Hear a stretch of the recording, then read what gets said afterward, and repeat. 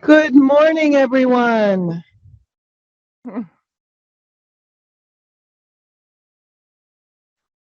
Happy Spring Friday.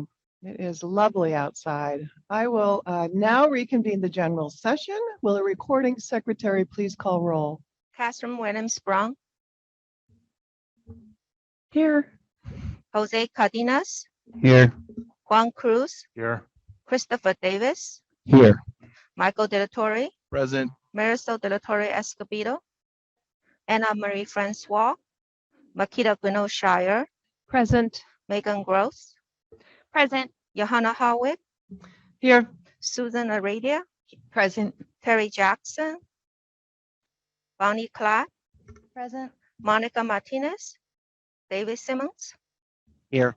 Tina Sloan, Here. Kimberly White Smith. Here. We have a quorum. Good. All righty, I would like to remind members of the public about the process to provide public comment. So the committee chair will announce when the public comment period is open during the presentation of the agenda item and ask for anyone who wishes to comment to notify the meeting moderator. Individuals who attend the meeting at the commission office will need to submit a request to address the commission card to the meeting operator. That's at the back of the room. The meeting moderator will notify the individual when it's their turn to speak. At that time, the individual will be able to approach the microphone and share their comment. Individuals who join the meeting via the Zoom webcast will need to click on the raise hand icon to inform the meeting moderator that they'd like to speak on the item. The meeting moderator will notify the individual when it's their turn to speak by calling their Zoom ID. Please remember that the Zoom ID is the name used when logging into the meeting. At that time, the individual will be prompted to unmute their microphone and will be able to share their comment. Please note the Zoom ID name used by the member of the public to join the Zoom meeting will be displayed to the public when the individual provides public comment. Now, individuals who join the meeting via US toll-free number will need to press *9 on their phone to inform the meeting moderator that they'd like to speak on the item. The moderator will notify the individual it's their turn to speak by calling the last 4 digits of their phone number and will allow them to unmute their telephone. At that time, the individual will be prompted to press *6 and will be able to share their comment. Please note only the last 4 digits of the caller's phone number will be displayed to the public when the individual provides public comment. All right. With that, I will now recess the general session and move to the Professional Practices Committee. Commissioner Hartwig, will you please convene the committee? Thank you. Good morning. I now convene the Professional Practices Committee. The committee has one item today. Item 4A is the Division of Professional Practices Workload Report. Nicole Yee and Rachel Grzaffi will present this item. Ms. Yee, will you please begin? I will be presenting item 4A, an informational item. To increase its oversight of the work of the Division of Professional Practices, in 2011, the Commission on Teacher Credentialing directed staff to present information about DPP's workload as part of the Commission's agenda. I'd like to present to you highlights from the February 2022 statistics. The Commission's dashboard reports on 6 key measurements in line graph form, showing both current year numbers as well as prior year numbers for comparison purposes. The total cases are the number of open cases within the division, including cases in the intake unit, before the Committee of Credentials, pending before the Commission, and pending an administrative hearing. At the end of February, the caseload was 2431 and below the normal range of 2,600 to 2,800 cases pre-COVID. Cases open are new cases received during the month from all sources to include criminal arrest notices, district reports, affidavits, and educators who self-report misconduct. Following the COVID-19 closures in March 2020, DPP received fewer reports of misconduct, which resulted in fewer cases being opened. Staff have begun to open an increased number of cases this fiscal year when compared to the last, due to an increased number of applications received. In February, staff opened 323 cases, which is still below the normal range of 400 to 500 cases open per month. The initial review and formal review charts reflect the number of cases reviewed by the committee at its normal 3-day meeting. The two-step process is required by statute. The committee continues to review fewer initial review cases due to the overall decline of the DPP caseload, and staff expect initial review cases to increase to 90 per month if reports of misconduct received return to normal levels. Cases closed is the number of matters closed by commission action, committee action, or closed by staff where the commission has given formal delegation of authority, which include single alcohol offenses that do not involve schools, minors, or publicity. In February, 295 cases were closed, which is well below the normal range of 400 to 500 cases per month. AG cases refers to cases in which an educator requests an administrative hearing to challenge the recommendation for discipline made by the committee. An administrative hearing is an evidentiary proceeding where an administrative law judge hears and rules on the evidence. The commission is represented in these hearings by the Office of Attorney General. The number of cases where the AG is representing the commission is shown in the last graph. The number of cases currently at the administrative hearing stage is 162. The division is committed to work that is critical to public service and the commission's mission. We continue to maintain a steady case production while ensuring quality case preparation for the committee. Thank you. Thank you, Ms. Yee. We will now open for public comment. If there are members of the public that would like to give a presentation, please notify the meeting moderator by submitting a request card or clicking on the raise hand icon if participating through Zoom, or pressing *9 if participating by phone. Recording Secretary, are there any public comments? There are no public comments on this item. Thank you. The public comment period for this item is now closed. Do commissioners have any questions or comments on this item?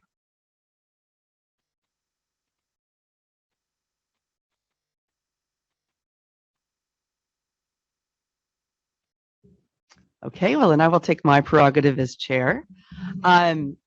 First, I want to take the opportunity to offer sincere and heartfelt thanks to Gil Gonzalez, whom everyone heard yesterday is retiring. I didn't have a chance to say this while Mr. Gonzalez was here, but hopefully you will pass on my hearty congratulations and my sincere thanks for his almost 30 years of service to the Division of Professional Practices. As we heard from Executive Director Sandy, Mr. Gonzalez was a steadying presence through challenging times and through many, many years. And the work that goes on from the division in the Division of Professional Practices is so essential to our core mandate to protect children and the profession, but it is not something that we get to hear about very much in public. And so I just really want to thank Mr. Gonzalez for his years of service to the state of California and the children of California and to this profession. Thank you, Ms. Yee, for your presentation. I have just one question. So I'm looking at the cases closed number, and as you note, there was the 295 cases closed in February is well below your well below the usual average, and a big dip from January, although not that far off of December. Can you provide me any more information about why that might be? Is it just part of the ups and downs of the pipeline, or is there something we should know about? I'll answer that. Thank you, Commissioner. The total number of cases closed, of course, is due to committee review. And as they review those cases, they make that determination. And depending on the type of case, that's how some of the cases move through the system. So there happened to be many fewer cases during this Correct. period in the pipeline than Correct. before. Okay. So a question that I was fond of asking Mr. Gonzalez, and now I'm going to ask you, is about your capacity to continue the good rate at which you are reviewing cases. Do you anticipate any issues being able to keep up your pace as we return from COVID to what I imagine will be more pre-pandemic numbers for cases being reported? We do not anticipate any issues continuing the workload that we currently have or anticipating additional workload when schools reopen fully and cases resume. We expect those numbers to increase slightly back to normal. Thank you. We rely upon your information to know whether staffing is adequate to keep up this important part of our mandate. Thank you very much. Thank you.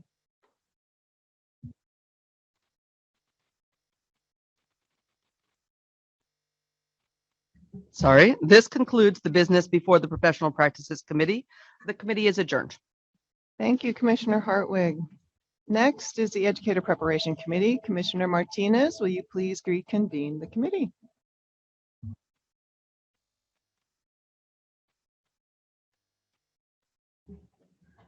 Good morning, everyone. Glad to see everyone back for day 2. And I'm sure you guys are very glad to see me back. That's right. So, all right. I would like to reconvene the Educator Preparation Committee. We have 2 remaining items this morning. One is for action to approve the Teacher Supply in California 2021 report for transmittal to the governor and the Legislature Teacher Supply in California report.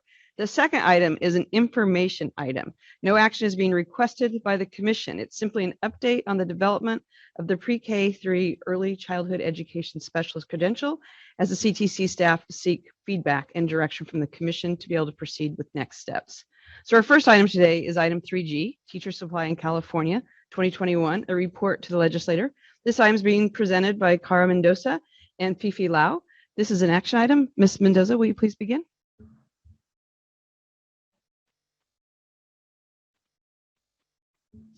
I will. Thank you. Good morning, commissioners. Welcome back. We're so happy to see you here.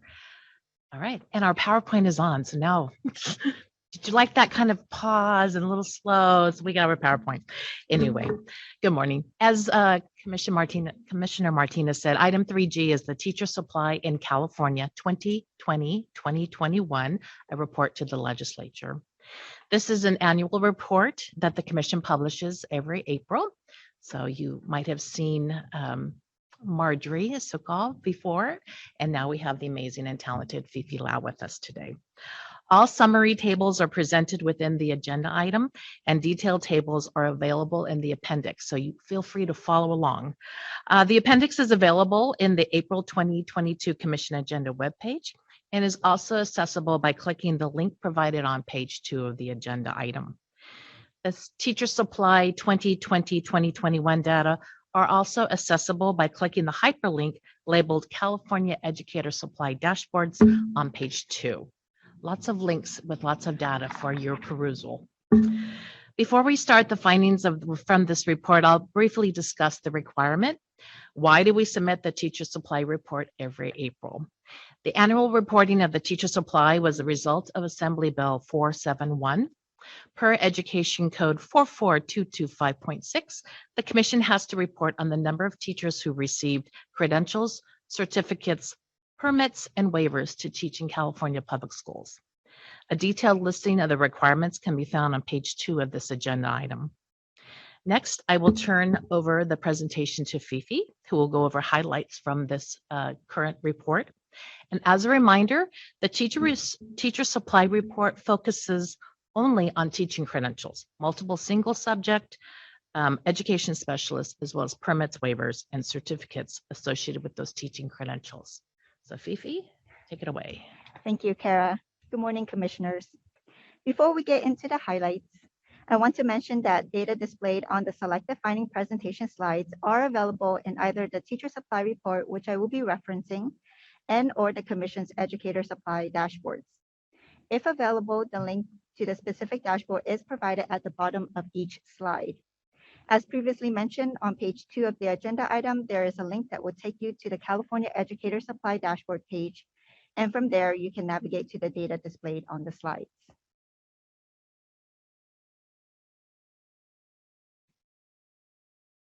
So we will start with the number of new teaching credentials issued in California on agenda item page 3.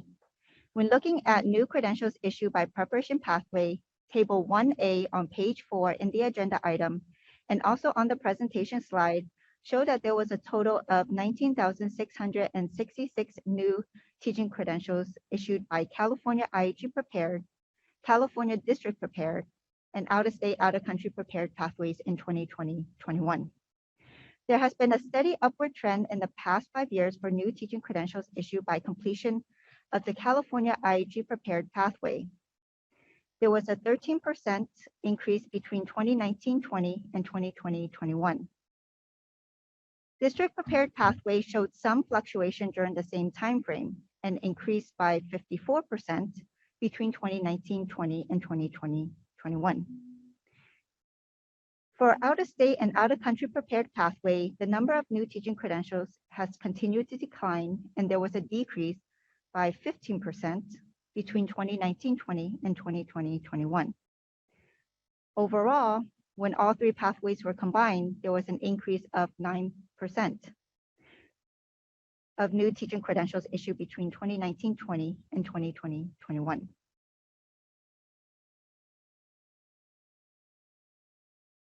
Next, on agenda item page 6, table 2A, and on the presentation slide, data show the breakdown of the three pathways by three credential types: multiple subject, single subject, and education specialist teaching credentials. There was an increase of multiple subject by 15% and education specialists by 10% between 2019-20 and 2021. There was also an increase in the number of single subject by 2% after a slight decrease from the prior 2019 year.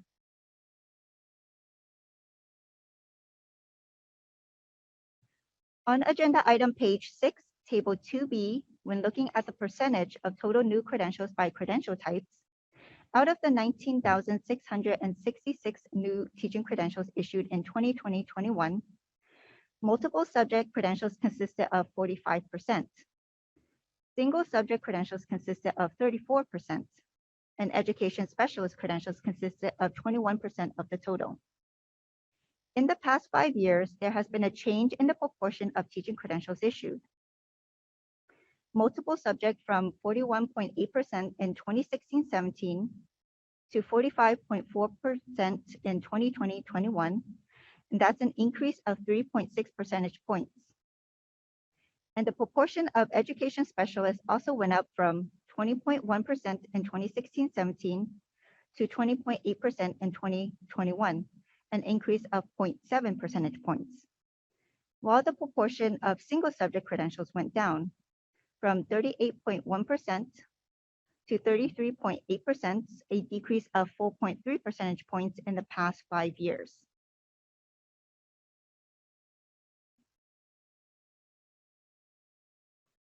Moving on to page 7, table 3A, and on the presentation slide, data show that California IHEs continue to prepare the biggest proportion of new credentials issued. IHEs have two routes, traditional and university intern. More than 4/5 or 81% of the total credentials were issued by completion of the California IHE prepared pathway, with 22% of issuances to candidates who have preparation in the California IHE intern pathway. Let's take a look at the change in the proportion of new credentials issued by pathway in the last 5 years, which is available on agenda item page 7, table 3B, and on the presentation slide. When looking at IHE traditional route, there was 54% of total credentials issued in 2016-17, while it was 59% in 2020-21. That's an increase of 5 percentage points. California IHE University intern route showed an increase during the same time frame, 18% in 2016-17 and 22% in 2020-21, an increase of 4 points. District prepared stayed steady around 3 to 4% during the past 5 years. Out-of-state, out-of-country prepared showed a decrease from 25% in 2016-17 to 14% in 2020-21, a decrease of 11 points.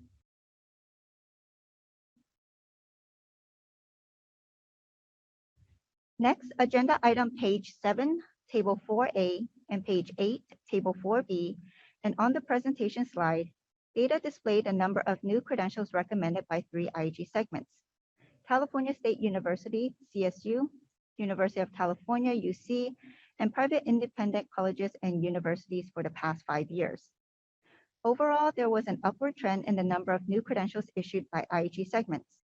When comparing the proportions of new credentials issued by each IEG segment in 2020-21, private independent colleges and universities prepared nearly half at 48%. CSU prepared about another half at 47%, and UC prepared 5% of the new teaching credentials issued. The 5-year trend showed that there has been a slight shift among the segments as there were more credentials by the CSU segment than the prior year.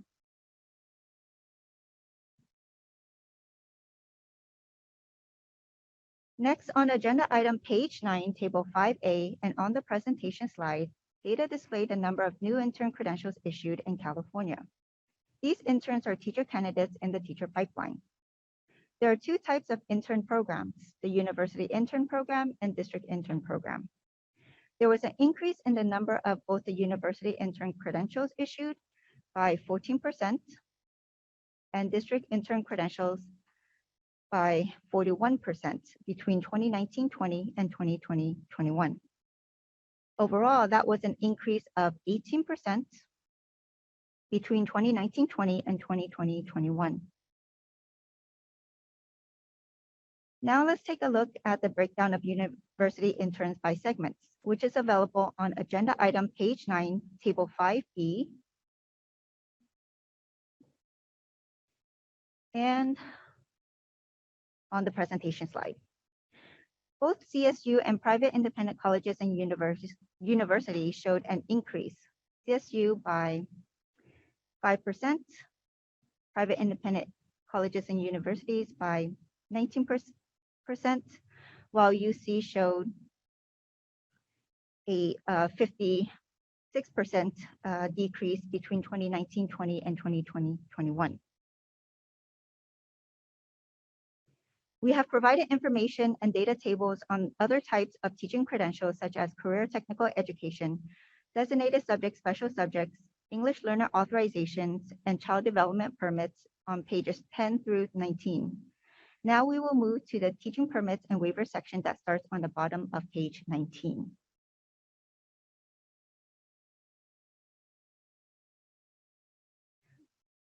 So let's start with teaching permits. On agenda item page 21, table 11A, and on the presentation slide, data show the number of teaching short-term staff permits, the STIP, and provisional internship permit, the PIP, issued in the last 5 years. A STIP is issued to individuals to fill a classroom immediately based on an acute staffing need that was unforeseen by the school district. A PIP is issued to individuals when a school district has an anticipated staffing need due to not being able to recruit a credentialed teacher after a diligent search. So let's take a look at STIP issuances first. Between 2019-20 and 2020-21, there was a decrease of STIPs issued by 46% and also a decrease in all credential areas. When looking at PIP issuances, there was also a decrease of PIPs issued by 50% between 2019-20 and 2020-21, and similarly, a decrease in all credential areas. When we combine both the STIPs and PIPs, there was a decrease of 48% between 2019-20 and 2020-21. And as a reminder, both these permits are 1-year documents and they cannot be renewed. Let's take a look at limited assignment permits next, which is on page 22 of the agenda item, table 11C. And the data is also available on the presentation slide. A limited assignment permit is issued to a fully credentialed teacher who is working toward an additional teaching credential in the area where the permit is held. Similarly to the STIPs and PIPs, the limited assignment permit can be issued in the general education, the GLAP, in multiple subject or single subject, and in special education, which is also known as the CLAP. And as the data show, limited assignment teaching permits issued in multiple subject increased to about 31% between 2019-20 and 2020-21. Single subject issuances also had an increase, but by 4%.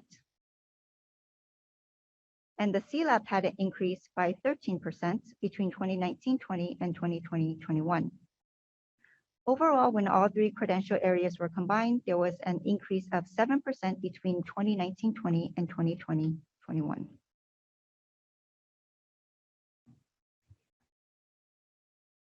Moving on to teaching waivers on page 23 of the agenda item, table 11D, and on the presentation slide, data displayed a number of waivers issued for the past 5 years. Waivers are issued or denied to individuals based on the school district's continuing needs when a fully credentialed teacher, intern credential holder, or permit holder cannot be found to fill a teaching position. The number of waivers is smaller compared to permits, and they usually average around 400 issuances. However, in 2020-21, the number of waivers issued more than double when compared to the prior 4 years. Factors that may contribute to the increase of waivers include the program sponsor variable term waiver, the PSVTW. In response to the COVID-19 pandemic, the Commission approved the PSVTW in April 2020. It was available for issuance between March 19, 2020 to August 31st, 2021 to candidates who were unable to sufficiently meet all credential requirements for the preliminary teaching credential due to pandemic hardships. The PSVTW allowed these candidates to be eligible for employment in the area that their document authorizes, while continuing their preparation progress in obtaining a preliminary teaching credential. The PSVTW contributed to about 24% of the waivers issued in 2020-21. Other factors include the basic skills requirement, which is required for permits. Individuals may have had a difficult time meeting the basic skills requirements, such as taking the CBEST due to the pandemic, so they may have applied for a waiver instead. School closures due to the pandemic may have also been a factor in the drop of STIPs and PIPs, and potential permit holders may have applied for a waiver instead to respond to the school district's request to fill in positions, especially since STIPs and PIPs are one-time issuances.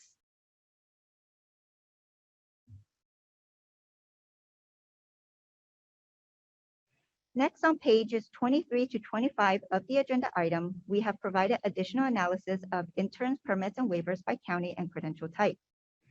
On the presentation slide, data are provided by regions to gain a wider picture of where these documents were issued in California in 2020-21.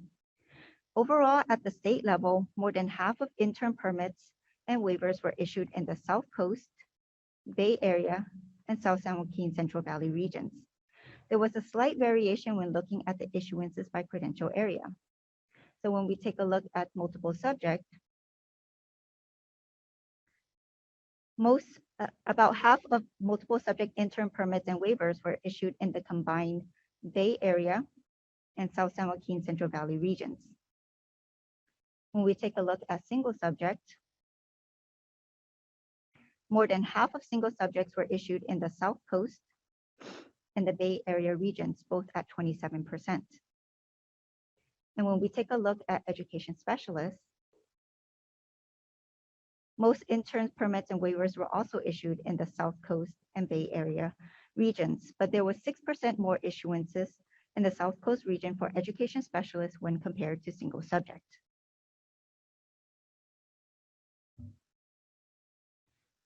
So when we look at the statewide picture of new teaching credentials, permits, and waivers issued in 2020-21, there were 19,666 new credentials issued by California and out-of-state and out-of-country prepared pathways.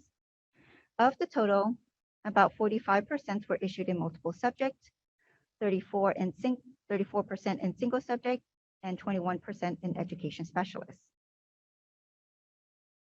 There were 5,778 intern credentials issued, and almost half were issued in education specialists. Oh, there we go. And then there were 5,256 permits issued, which includes STIPs, PIPs, and limited assignments, and most of the issuances, about 44%, were issued in the single subject credential area. Not me.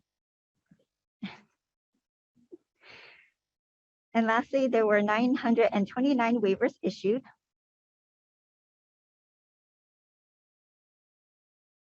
And most of the issuances, about 42%, were in the education specialist credential area.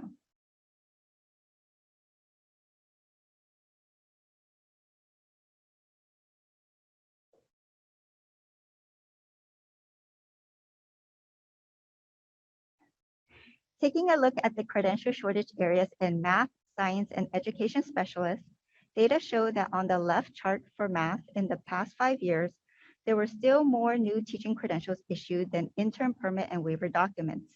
Specifically in 2020-21, about 100 more documents. When looking at science in the middle chart, there was a declining pattern in both the new teaching credentials as well as interim permit and waiver documents since 2018-19.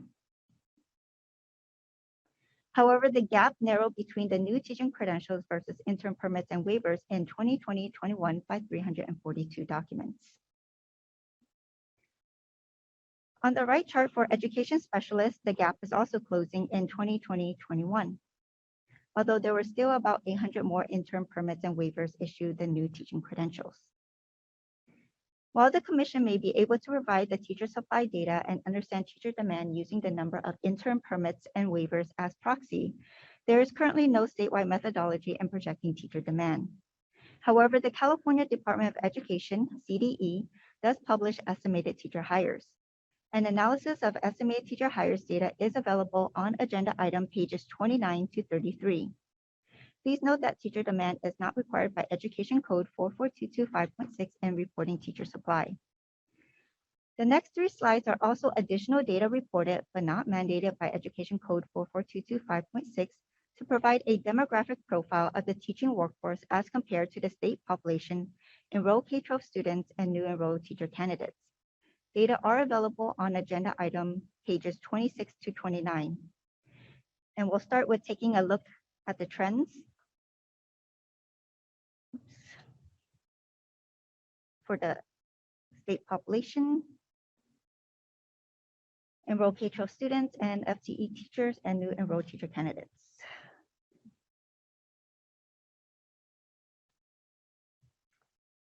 So on this presentation slide and the following 2 slides, the charts display 5-year trends specifically from 2016-17 to 2020-21.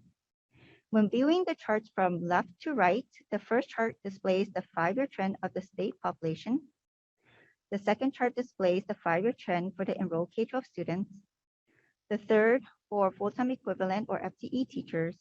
And the fourth chart displays the 4-year trend for new enrolled teacher candidates as reported by the annual federal Title II report. The 2020-21 Title II data are not yet available, so no data will be displayed for new enrolled teacher candidates in 2020-21. However, the agenda item on page 27, table 13A, does provide a 5-year trend between 2015-16 and 2019-20. So when we look at the 4 groups, data show that there has been a steady upward trend of the state population and new enrolled teacher candidates, and a downward trend for enrolled K-12 students. There was some fluctuation in the number of FTE teachers in the last 5 years. And just to note on the chart scales, the state population and enrolled K-12 students are in the millions, while the FTE teachers and new enrolled teacher candidates are in the thousands. Next, let's take a look at the gender makeup for these 4 groups. I do want to mention that on the presentation slide, the term gender identity is used for all 4 groups for comparison purposes. The state population, as you see on the first chart, actually reports on sex rather than gender or gender identity. So only 2 options, female, male, are provided. On the second chart, non-binary for enrolled K-12 students were available starting in 2019-20. On the third chart for FTE teachers, gender were collected for female, male, and not reported. And the fourth chart, other gender identity and decline to state were collected starting in 2018-19 for teacher candidates through the Title II report. So as the data show, more than half of the state population, as seen on the first chart, was reported as female. However, enrolled K-12 students on the second chart shows the reverse, where more than half were male. And as expected, nearly 3/4 of teachers and new teacher candidates were female. Let's take a look at the race ethnicity data next. On the presentation slide, the race ethnicity categories for the state population, enrolled K-12 students, and FTE teachers have been modified to reflect the federal categories for comparison with the new enrolled teacher candidates. So when looking at the state population on the first chart, data show the percentage of Hispanic and white categories, excuse me, were nearly synonymous. But in 2016-17, there was a 10 point more of Hispanic Latino than white. And the percentage increased to 1 point in 2019-20, then to 1.2 percentage points in 2020-21. In the enrolled K-12 student group, the 5-year trend shows that more than half of students identified as Hispanic Latino. The second highest race ethnicity was identified as white. In contrast to both the state population and the enrolled K-12 students on the third chart, more than half of FTE teachers identified as white. Specifically in 2016-17, about 63% of FTE teachers were white, but it gradually decreased to 59% by 2020-21. Similarly to the population and student data, there was a steady increase of Hispanic Latino FTE teachers in the last 5 years. So in 2016-17, it was 20.6% and increased to 22.8% in 2020-21, and that's an increase of 2.2 percentage points. On the fourth chart, while only 4 years of data are shown for new enrolled teacher candidates for comparison, the trend similarly reflects that of the FTE teachers. It may be significant to note that in 2019-20, data showed a gap between the white and Hispanic Latino has narrowed with a 7.4 percentage point difference. Additionally, white had comprised of about 40% in 2019-20, which meant that more than half of new enrolled teacher candidates identified as non-white.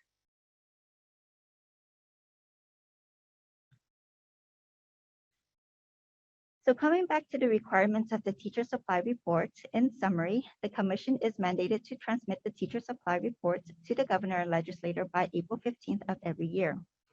This year's 2020-21 report will highlight the following: an increase of new teaching credentials via the California IHG Prepared and District County Prepared pathways, a steady decline of new teaching credentials issued via the out-of-state and out-of-country prepared pathway, the change in the proportion of teaching credentials issued by IHGs in the past 5 years, with a slight increase by the CSU system from the prior year, an increase of intern credentials issued from the prior year, but a decrease of SIPs and PIPs issued from the prior year, but an increase of limited assignment permits and waiver issuances. And overall, a decrease of combined intern credential permits and waivers issued as compared to the prior year. Additional selected findings are on page 34 of the agenda item. This is an action item. Staff recommends that the commission approves the teacher supply report 2020-21, a report to the legislator so staff can transmit it to the governor and legislator by April 15, 2022. If you have any questions, we will be happy to answer them. Thank you. Ms. Lau, thank you. That was a really great visualization of the charts and the reports and the links. So thank you for taking the time to create that deck for us and for going through it. And Ms. Mendoza, thank you and your staff for putting together the report. But that was really, really great. So thank you, Ms. Lau. And now we really want to open it for public comment. So if there are members of the public that would like to give a presentation, please notify the meeting moderator by submitting a request card if you're here. If you're on Zoom, click on the raise hand icon. And if you're on phone, hit *9, and then you'll be unmuted when it's time. Recording secretary, are there any public comments? Yes. Shilpa Ram, please unmute your microphone and share your comment. My name is Shilpa Ram, and I'm a senior staff attorney with Public Advocates. Thank you for your wonderful presentation. I'd like to offer 5 reflections for your consideration. First, we're encouraged by some of the data in this item, most notably the increase in the percentage of new credentials issued and total teacher preparation program enrollment. We're hopeful that with the basic skills and subject matter competency flexibilities in place, the percentage of credentials issued will continue to increase in the coming years. Second, while we're heartened by the increase in credentials issued and teacher preparation program enrollment, we noted that per Table 11D, the percentage of waivers issued increased by more than 107%. What this increase suggests is that school districts are still struggling mightily to find fully credentialed teachers to fill vacant positions. We were wondering if the Commission has access to comprehensive teacher program enrollment completion data. We found some data in the recent Title II report for California, and we'd like to better understand the percentage of teachers who exit programs prior to earning their credential. Third, we were puzzled by the data in Table 14A, which show a decrease of nearly 3,000 teachers hired in the last 2 school years. We wondered if this was due to declining enrollment or other factors.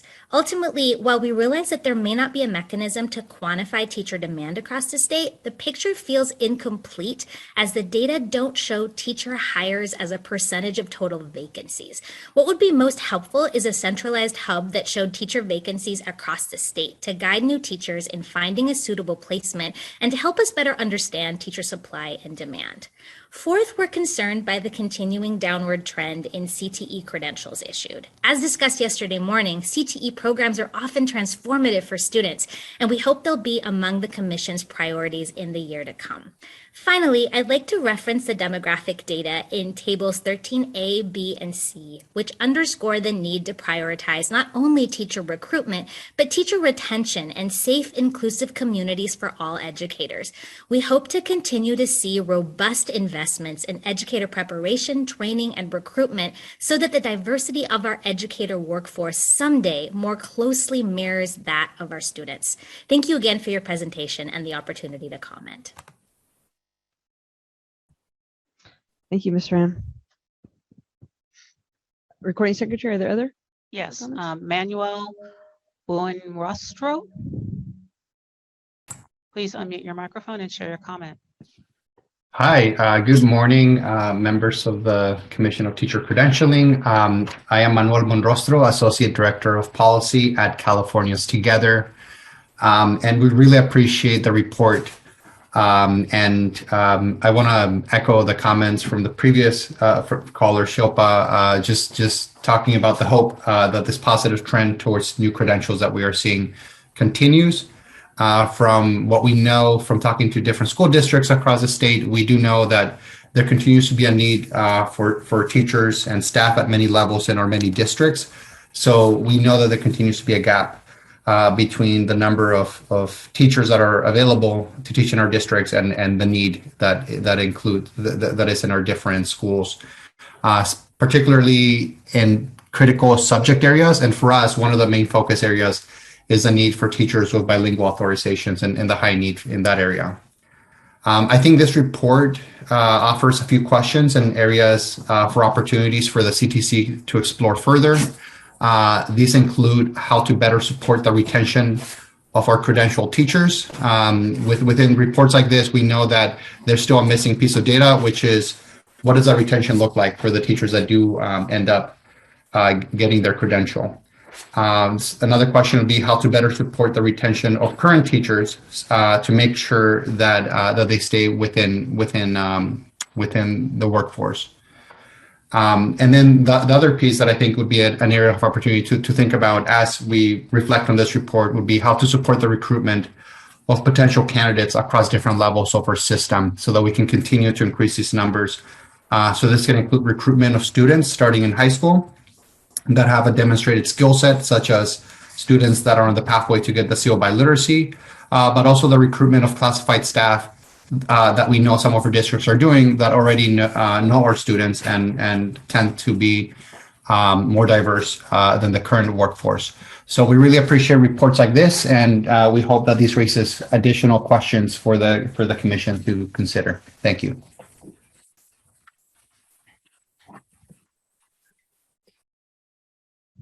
There are no additional requests for public comment. Oh, okay.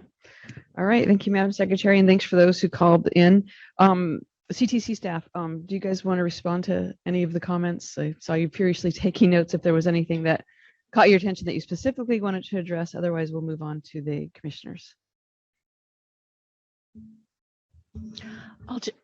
Pardon me. I'll just say that much of what was discussed in public comment is data that's beyond AB 477.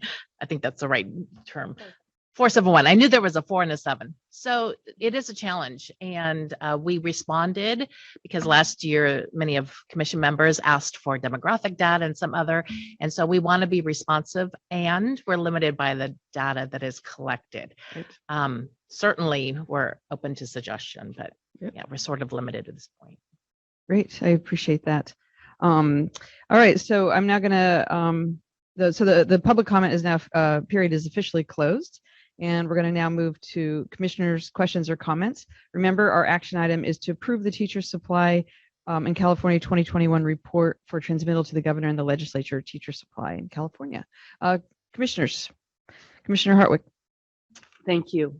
Thank you for this excellent report. And I may have been one of the commissioners that asked for additional information and demographic context last year. I know it is a lot of work. I find it extremely helpful. And so I want to thank the team that put in that extra work for us. And I also just want to take this opportunity to publicly commend and request the commission to, for the data that is not within its purview, of which there is much, continue the lines of communication with the CDE and any other players who are out there who might let us expand this data regarding need, retention, et cetera, because I think that the two public commenters had very legitimate and important and reasonable requests regarding information that would be extremely helpful to me as a commissioner. So I know there's a lot not within your purview, but I would like to pass that along in terms of asking our partners at other levels of state government. Just a couple of individual questions to help me understand this data a little bit more. When we are looking at that 107% increase in waivers from 1920 to 2021, this may be something that you cannot answer, but is there any way to parse out how much of that was due to the COVID waivers that were allowed versus how much of it would have been waivers that were previously requested, so that we can know how much the blip in the system is from COVID versus something else? Thank you, Commissioner Hartwig. I gave the eye to my colleague, Erin Skubal, who is going to come to the table. I wasn't sure Erin saw that, so it was some good subtle move over there. She was really subtle, wasn't she? So I believe Fifi mentioned it in her presentation that it was 25% approximate, about 25% increase due to the program sponsor variable term waiver. However, the other percentage increase, while we don't directly know, we do assume that it is COVID related, and either due to districts not being able to find fully prepared teachers because they were concerned for their health and safety, or individuals not being able to qualify for those provisional internship or short-term staff permits. We did see, a significant decrease in those. And so we suspect that folks were either unable to complete the coursework needed to meet the subject matter competence requirement, or complete any basic skills requirements that would be needed to qualify for those permits. So that's what we suspect. We don't have any way directly of tracking the exact need or the reason behind the waiver request, but what we can see is, what requirements an educator may need to complete associated with those waivers. It's very detailed data that we haven't drilled down into yet, but on the surface, it does look like it's COVID related. Thanks. I appreciate that. And I know that it is complicated and there's only so many pieces of data that you can ask for from submitters, but it does seem like we're going to have the waters muddied maybe for a few years as we try to figure out the trends we're interested in long-term versus what's happening with COVID. So I appreciate that. I did also have a question, just looking at the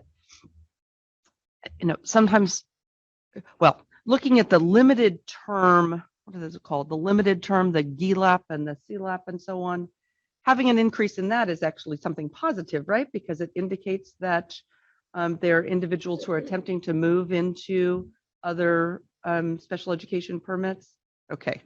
And then I just wanted to quickly, I know we have a lot on our agenda this morning, but I really did appreciate your demographic data here. It's very, very interesting. And I especially appreciated the charts that you put up for us to show the statewide trends, versus trends and so on. And some of it is extremely promising. The increase in the percentage of, how are they called here? I guess they're called Hispanic here, but Latino teachers. However, when I look at the enrolled data, let's see, I'm looking now at 13A, I guess. Let's see, 13A.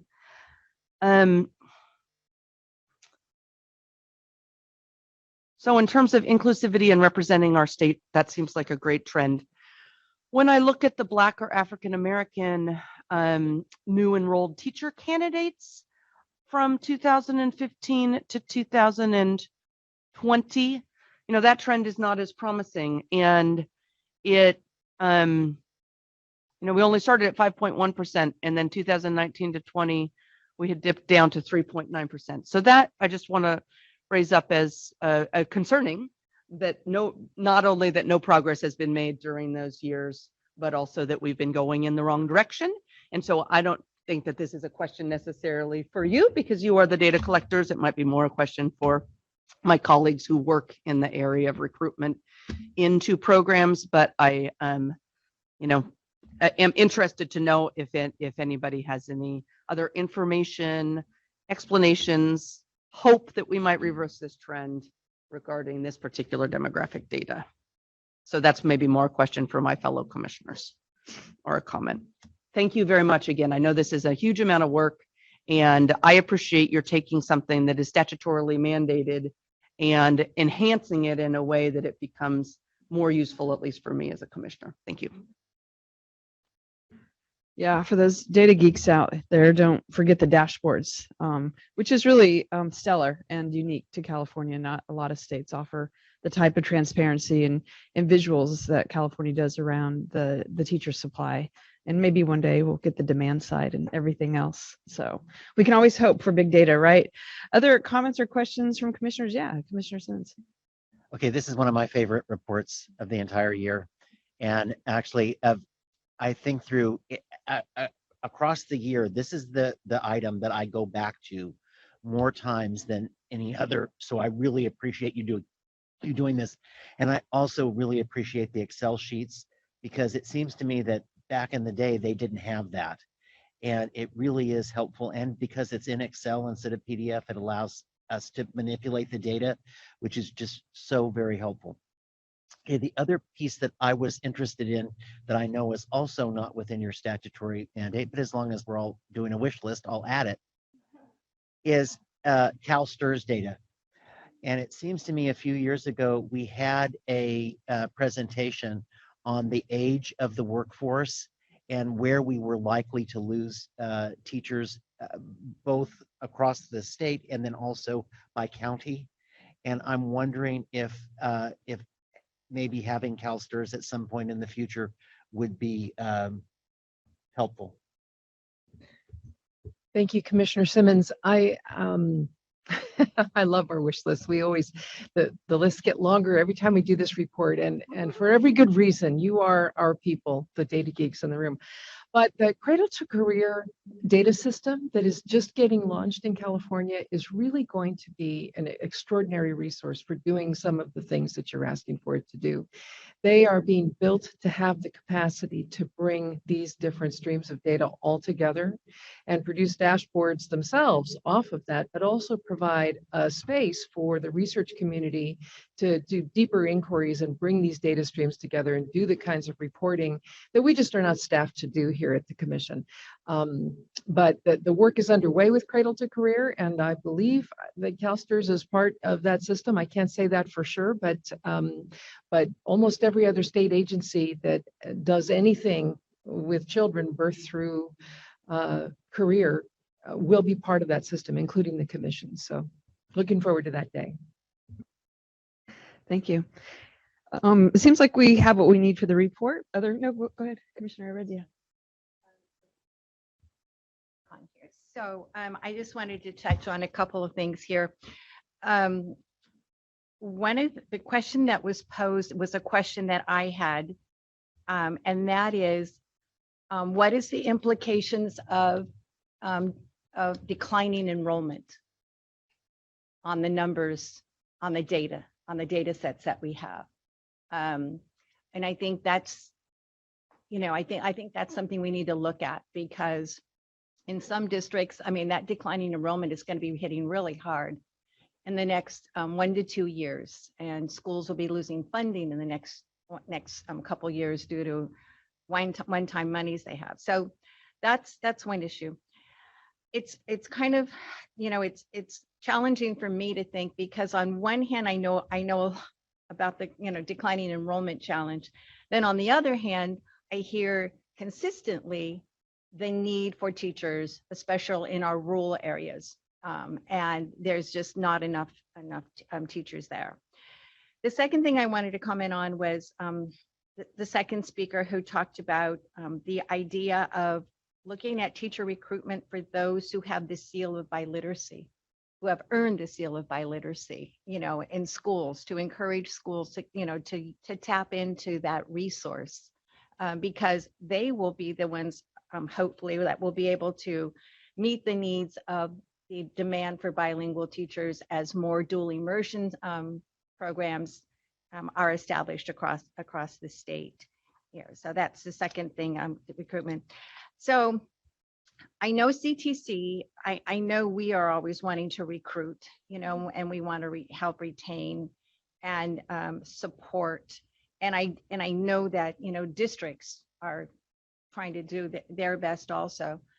So I'm hoping at some time there'll be some body, some entity that will truly look at what is it that we need to know or have in order to be effective at our, in retaining and recruiting. I mean, what is it exactly? We think we have lots of pieces, bits and pieces, but my wish list, as David says, my wish list is that there'll be some sort of, people will come together and say, hey, you know what, here it is. Here's all the variables that we need in order to affect it. Because I am concerned about retaining teachers, and recruiting. Recruiting is very, very, very difficult. I know that as a school board member, and just retaining them because of the fact that, I think after the pandemic, people sort of reevaluated their lives and said, do I want to walk into this profession? It is a demanding, very complex,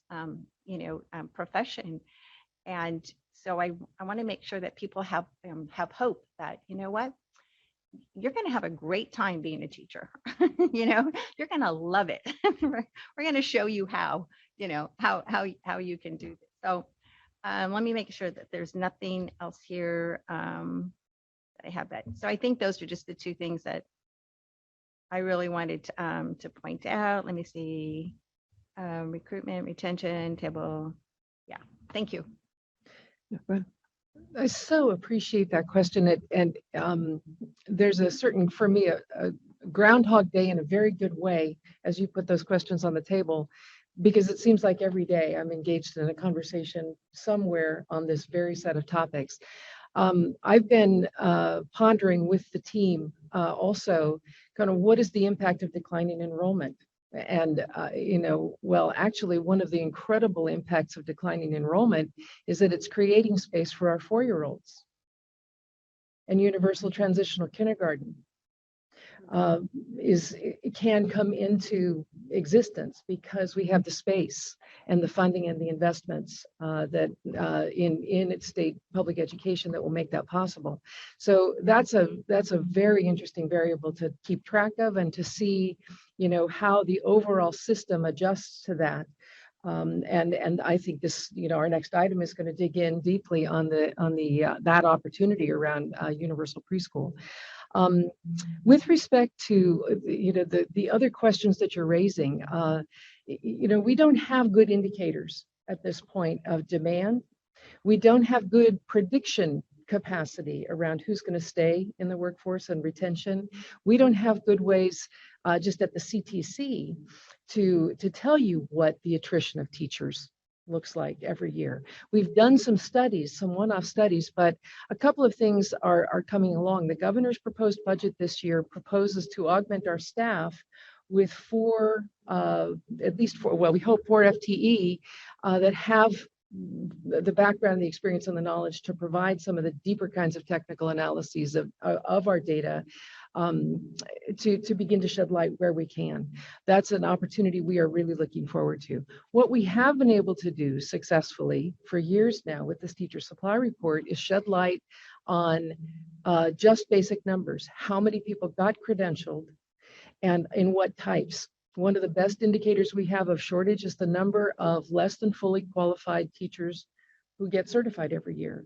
The intern permit waiver population are all people who did not get a full credential before they got into the classroom. And if you look at our data over the last several years, it's been growing to about 50-50. About 50% of the teachers that we report on in the teacher supply report got a full credential, and the other 50% are coming in through one of these alternative pathways. And that's not a bad thing overall, unless that number gets to be as big as it is, right? We are always going to have the need to staff classrooms on a short-term immediate basis. We're always going to have the need for well-constructed intern programs, and that's a fantastic pathway, and I think a pathway that we need to be thinking about in the early childhood space as we get to that next item. But when that number grows to such a large proportion of the numbers of credentials we're issuing, we really run into the problem of how much capacity is there in the system to accommodate and mitigate the absence of knowledge and experience that these teachers bring. So the commission's report sheds light on that and brings these questions from the research community and the policy community, and brings an investment proposal like what we're seeing in the governor's budget this year that is, I think, taking a wide lens to these issues and looking at where do we need to shore up our capacity to understand this more deeply, where do we need to invest in efforts to recruit and retain the workforce. So I'm very appreciative that we're in a moment where we're taking those questions very seriously. And I so appreciate you putting them on the table, Commissioner Heredia. I just wanted to say thank you for the report. Very detailed report, comprehensive reporting. I know how many hours you probably spent on putting this report together, and I appreciate it. Thank you. Yeah, Chair Sloan. One last quick item or comment, building on what all of you have been saying here and what Executive Director Mary Sandy had just said, that a couple of things that will help us understand the number of underprepared teachers who are coming into our classroom so that we can get a sense of how we manage that. One is table 3A. You'll notice, or we do notice, that there are far more education specialist teachers prepared in intern programs. And then when we look at table 5A, we see there's a 40% increase in teacher candidates prepared in district intern programs. And if we could just sort of get an understanding maybe of, parsing out a little bit more, it's who's in the district, who's in the IHE, what's happening there is one question I have. The second one is under the category of traditional, we have a lot of different types of programs in that category, including residencies that we have been building tremendously in California. At some point, when we have the capacity with more data people in our offices to understand which of those candidates are residents in residencies, and particularly with ed specialists, because there are ways as we grow our knowledge in California around teacher residencies, understanding innovative staffing models that can capitalize on multiple professionals preparing within a school, but preparing under the supervision of more expert teachers. But perhaps there are just more of them in a school. Perhaps we have 4 or 5 teacher candidates amongst a classroom of, cluster of 2 or 3 classrooms, for instance. The innovative staffing model work we really have to think about as we think about our teacher shortage. The final thing I will say is table 12A shows interns relative to all teachers in California, but we really need a lot more highlight on the number of interns relative to new teachers. One last thing I will report, intern programs have an important place for important reasons, particularly teachers who are already experienced moving into other areas, for instance.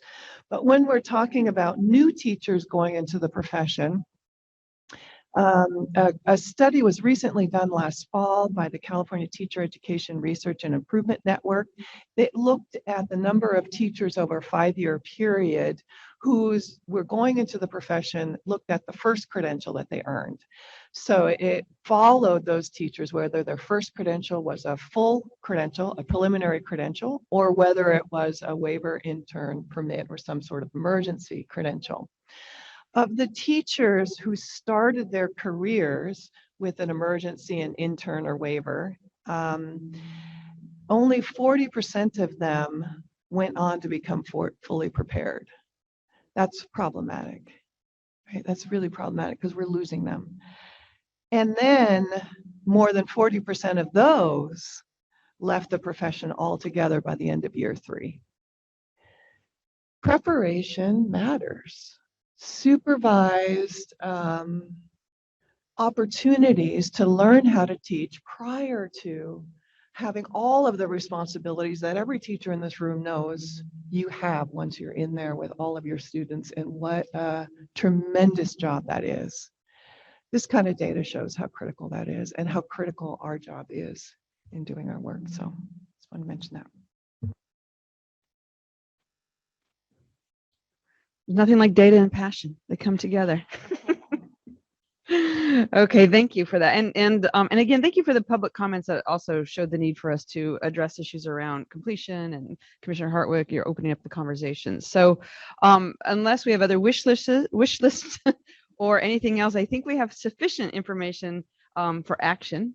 Did you want more? Yeah, one more minor wish list. That is the measures that we're doing in COVID-related times. I know on table 11C, you do mention that there are some of those were because of the PSTVW, and just the extent to which we can understand the specialized things that we do that is increasing numbers in particular ways in a temporary point in time. That's all. Okay. All right, thank you. Oh, please. Commissioner Cardenas. Just want to echo that this report is very extensive. Really, that dashboard, you can really deep dive into it. So really appreciate all the effort that's went into that. Just had a question about, I noticed that there was a downward trend. There was a graph that had a downward trend of teachers leaving California, or not leaving California, I'm sorry, that were entering into California. Now, is there an ability to capture data of teachers leaving California? So there was a graph that showed a trend of it going down, right? People coming in. Not with the data we have. No, there isn't, unfortunately. I wonder, I'm not even sure if CDE would have such data. What do you think, Executive Director Mary? I am not sure that CDE would have that data either, but it has always been on my wish list that as the licensing body, we could both tell you what the size and shape of the licensed workforce is in California, that we could monitor recruitment, employment, mobility, retention, departure, of the system of the educators that we license. I've always really longed for that. I think that's something a licensing agency should know and be able to do. But we're not there yet. And understanding what's really happening with the mobility of the workforce, I think there are different agencies in the state that might have a piece of that, including Citerin and the research that they're doing, and the Learning Policy Institute and the research that they're doing. So I think it's the right thing for us to aspire to know just what's happening across the board with the workforce. Commissioner Brown. This isn't about the report. The report is great, but now it's the wish list. So if I could just throw in this, and then I was just thinking about this whole recruitment, retention, preparation, that the institutions like you were talking about, I mean, looking at the other agencies is as important to bring in as we try to get more data, because the institutions of higher education are preparing the teachers. So you have to look at the preparation and the credentialing and the districts when they have those people in as the workforce. So I just wanted to throw that other piece out in the wish list to bring in that huge other agency that prepares teachers. Yeah. Sorry, can I ask this is a real quick question. So when someone moves to another state, do they not contact the CTC and say, I need to have anything transferred or whatever? Okay, that's all you have to shake your head. I get it. Okay, got it. Because I thought, oh, there might be an avenue to collect the data, right? But not even that. Okay, thank you. Commissioner Simmons. Is this still true that teachers who have life credentials, teachers who are not many of them left, but teachers who are outside the workforce? Well, I'm just a little bit too young to have one. If I had just done a little bit faster, I would have had a life credential. But is it, they could, like my Aunt Vanita that was 104 years old had a credential. She was outside the workforce, but in terms of our number of credentialed people, it looks like we have that many credentialed teachers when in fact we don't. Yeah, that's correct. So a life credential remains valid for the life of the educator. So unless they contact us and let us know that they've passed, they remain valid in our system. So let me just augment that a little bit by saying we have a longstanding data sharing agreement with the Department of Education, so we know everybody in the state who holds a credential, alive or dead. We've got them somewhere in a database or not on microfiche anymore because we've digitized all that. But we combine our data with the Department of Education's employment data and CalPADS every year, and we can tell you something about that population. And I'm guessing that your grandmother's not in that pool. She's in the broader, ranks of history of the Commission's data files. I think on that note, we're probably ready for a vote. So this is an action item besides just a wish list. And so do I have a motion that Commission approve the teacher supply in California 2021 report for transmittal to the governor and the legislature? Commissioner Hartwig, I have a motion. Great, thank you. So I have a motion that the Commission approve the teacher supply in California 2021 report for transmittal to the governor and the legislature. Do I have a second? Okay, thank you, Commissioner Cardenas. With that, any further discussion? I say that with trepidation. Okay, all those in favor say aye. Aye. All those opposed? Great, the motion carries. Thank you again, Ms. Lau and Ms. Mendoza and Aaron. Thank you for stepping in for some questions. Okay, our next agenda item is most likely going to be a little lengthy. And so we're going to go ahead and just take a break before that time so that everyone can get comfortable and move forward into talking about early childhood. So let's just take a 10-minute break and that way we can be really attentive to our next item.